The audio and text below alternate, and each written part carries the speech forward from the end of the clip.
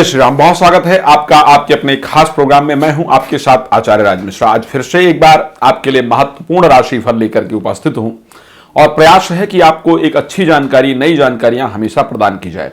हम बात करेंगे वृश्चिक राशि के बारे में, किस प्रकार व्यतीत होने वाला है आपका मार्च का महीना, क्या परिस्थितियां आपके लिए मार्च में रहने वाली हैं।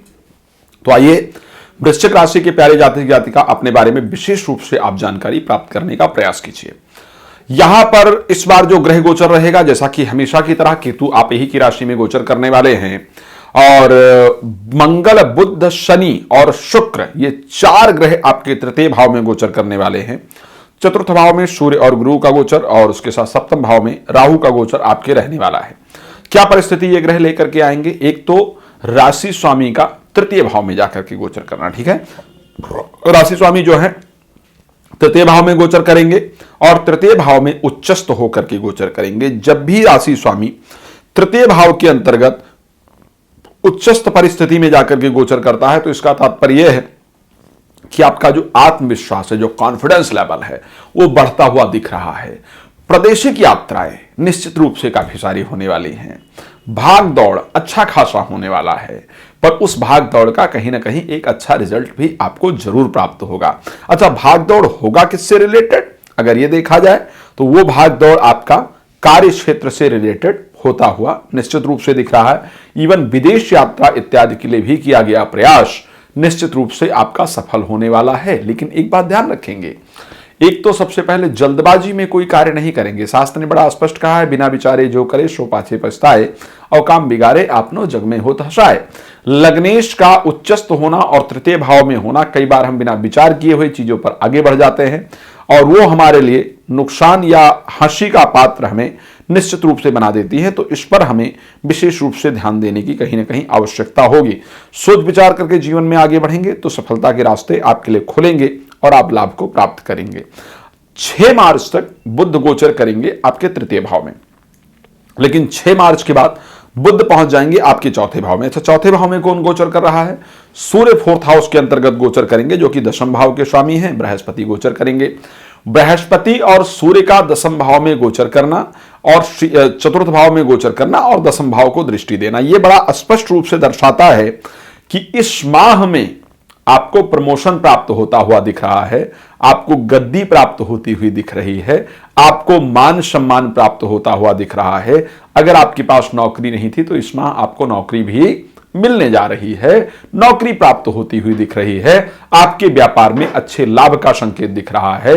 तो कहीं ना कहीं अगर इस माह को लेकर के हम बात करते हैं तो ये माह कार्य क्षेत्र की दृष्टि से हमें अच्छे संकेत देता हुआ दिख रहा है, क्योंकि लाभेश भी फोर्थ हाउस में पहुंच जाएंगे 6 मार्च के बाद बुध जो है, और धनेश ऑलरेडी फोर्थ हाउस में होंगे ही।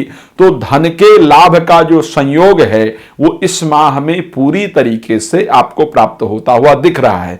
यानी ये माह धन लाभ के लिए सबसे अनुकूलतम माह में से एक है। वाहन की प्राप्ति या मकान की प्राप्ति भी इस माह आपको मिलती हुई दिख रही है। तो ये एक प्रकार का अच्छा संकेत जिसको हम कह सकते हैं वो ज्योतिषीय दृष्टि से आपके लिए है और बेहतरीन रिजल्ट लेकर के आएगा। जो बुध रहेंगे वो भी जब साथ में 6 मार्च के बाद गोचर करने आ जाएंगे तो एक अच्छे रिजल्ट देंगे। 6 मार्च के बाद जो है बुध का गोचर के साथ 14 मार्च को सूर्य गोचर करने चले जाएंगे मीन राशि के अंतर्गत, यानी आपके पंचम भाव में। अच्छा, पंचम भाव के स्वामी का दशम भाव पर दृष्टि होगा बृहस्पति का, और पंचम भाव में सूर्य का जो गोचर होगा वो एक तो ध्यान रखिएगा, अच्छे प्रतिष्ठित लोगों से मुलाकात इत्यादि आपके जरूर बनाएगा। लेकिन दशम भाव से पंचम भाव हो, अष्टम भाव होने कारण दशम भाव से जो पंचम भाव एक प्रकार का अष्टम भाव है, तो यहां पर कार्य में कुछ लोग षड्यंत्र करके और आपको फंसाने का, आपको नुकसान देने का भी प्रयास करेंगे। तो सावधान रहने की आवश्यकता यहां पर जरूर होगी। लेकिन कुछ अच्छे मित्र होंगे जो आपका सहयोग भी इस समय पर जरूर करेंगे। वैवाहिक जीवन को लेकर के विशेष ध्यान देने की आवश्यकता होगी और प्रेम संबंधों में खटास आने का संयोग इस माह बनता हुआ दिख रहा है। प्रेम संबंध टूटने का संयोग दिख रहा है, तो वहां पर भी थोड़ी सावधानी की आवश्यकता होगी। देखिए, जब भी हम राशिफल की बात करते हैं तो आप लोग भी जानते हैं कि राशिफल बनाने को बहुत बड़ा बनाया जा सकता है, घंटों राशिफल पर बात की जा सकती है। लेकिन आप लोग भी छोटे समय में सब कुछ जानना चाहते हैं और हमारा प्रयास रहता है कि छोटे समय में आपको ज्यादा चीजें बताई जाए। यदि आपको कुछ विशेष जानकारी चाहिए होती है तो आपको कॉल करना होता है और कॉल करके अपने बारे में जानकारी प्राप्त कर लेना होता है। आपको बताना चाहता हूं कि जैसा मैं टीवी पर लाइव आता हूं उसी प्रकार से मैं फेसबुक और यूट्यूब पर भी लाइव आता हूं। तो फेसबुक पर आप मेरे साथ रात को 9 से 10 और दोपहर को 12 से 1 कॉलिंग प्रोग्राम के थ्रू जुड़ सकते हैं। आप कॉल कर सकते हैं और हमसे बात कर सकते हैं, अलग अलग विषय के बारे में जान सकते हैं। कोई भी रत्न रुद्राक्ष पूजा पाठ इत्यादि यदि कराना है तो भी संस्थान आपकी सदा मदद करता है, तो आप उसके थ्रू भी हमसे संपर्क कर सकते हैं। चलिए आज इस कार्यक्रम को यहां पर विराम दे देते हैं, फिर नए कार्यक्रम के साथ आपके सामने हाजिर होंगे। जय श्री राम, बहुत धन्यवाद।